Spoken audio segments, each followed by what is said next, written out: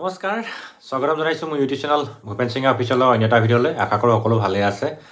আৰু যোৱাকালি আমাৰ কাৰণে খুব ভাল খবৰ অৰ্থাৎ সকলোৱে ৱেইট কৰি আছিল অসম আৰক্ষী এছআই কমাণ্ডৰ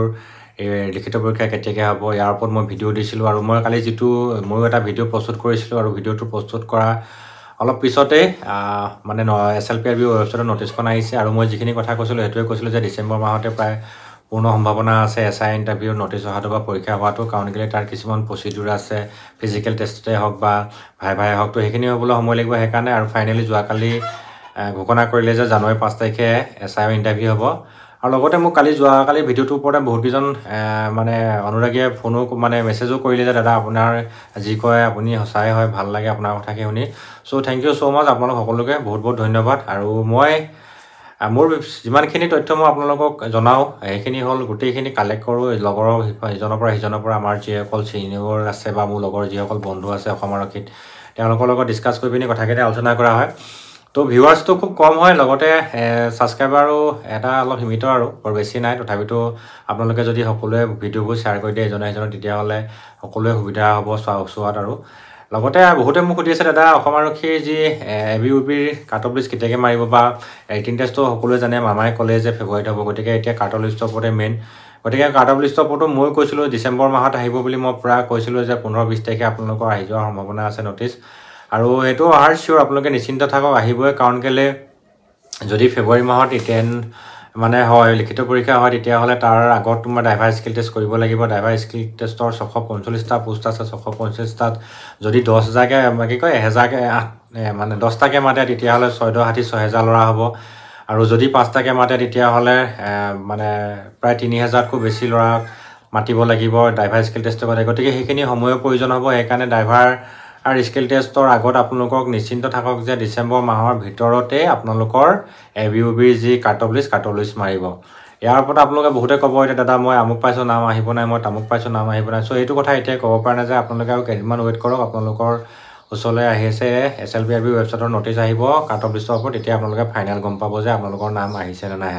তো যিসকলে আহিব তেওঁলোকে ভাল প্ৰিপেৰেশ্যনৰ কাৰণে ৰিটেনৰ কাৰণে খুব ভালকৈ প্ৰিপেৰেশ্যন কৰক আৰু যিসকলৰ নাম নাহিব তেতিয়াহ'লে নেক্সট টাইম আপোনালোকে আকৌ মানে ৱেইট কৰিব লাগিব সময়লৈ কেতিয়াকৈ আহে আৰু মই ফৰেষ্ট ডিপাৰ্টমেণ্টৰ ওপৰত ক'লোৱে যে আপোনালোকৰ ফৰেষ্ট ডিপাৰ্টমেণ্টৰ পোষ্ট ক'ত কিমান খালী আছে ধুনীয়াকৈ মই আপোনালোকক ডিটেইল কৰি দিছোঁ আৰু ফৰেষ্ট ডিপাৰ্টমেণ্টৰ আহিব একো নাহিলেও APFৰ আহিব আপোনালোকে জানে কিন্তু পোষ্ট কম হ'ব কাৰণ কেলৈ এইবিলাক সীমিত মানুহ হয় আৰু অসম আৰক্ষীৰ নিচিনাকৈ ইমান ডাঙৰ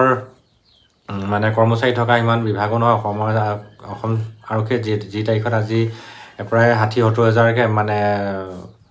চাকৰিয়াল আছে বা কৰ্মচাৰী ঠিক তেনেকুৱা নহয় তথাপিতো সীমিত পোষ্ট আহিলেও আপোনালোকৰ যাৰ যি ভাল ভাগ্য আছে সি পাব আৰু যাৰ যি কোৱালিফাইড সি হ'ব লগতে অসম আৰক্ষীৰ যি SI নটিছৰ লগে যোৱাকালি কেবিনেট মিটিং আছিলে কেবিনেট মিটিঙৰ পিছতে আমাৰ মাননীয় মুখ্যমন্ত্ৰী মহোদয়ে আমাৰ যিসকল চৰকাৰী চাকৰিয়াল কৰি আছে তেওঁলোকৰ কাৰণে মিউচুৱেল ট্ৰেন্সফাৰ এটা পৰ্টেল উলিয়াই মানে মুকলি কৰিছে আৰু পৰ্টেলটোৰ পূৰা কাৰ্যকৰী আপোনালোকৰ জানুৱাৰীৰ পৰা হ'ব 2025 চনৰ কিন্তু যিসকলে মানে কৰিম বুলি আশাৰে কৈছিলে বহুতে কালি CM ছাৰে যেতিয়া মানে প্ৰেছ মিট দি আছে যেতিয়া গোটেই লাইভ ভিডিঅ' হৈ আছে তেতিয়া বহুতে কমেণ্ট কৰিছে দাদা ছাৰ মামা যে আমাক পৰ্টেল লাগে আৰু ফাইনেলি পৰ্টেলটো মোৰ হাতত আছে আপোনালোকে মই ডিছক্ৰিপশ্যনত দিয়া থাকিব আপোনালোকে চেক আউট কৰিব পাৰিব লগতে মোক যদি আপোনাক যদি কাৰোবাক দৰকাৰ হয় তেতিয়াহ'লে মোক ফেচবুক বা ইনষ্টাগ্ৰামত আপোনালোকে মেছেজ কৰিব তাতে মই আপোনালোকক সুবিধা কৰি দি দিম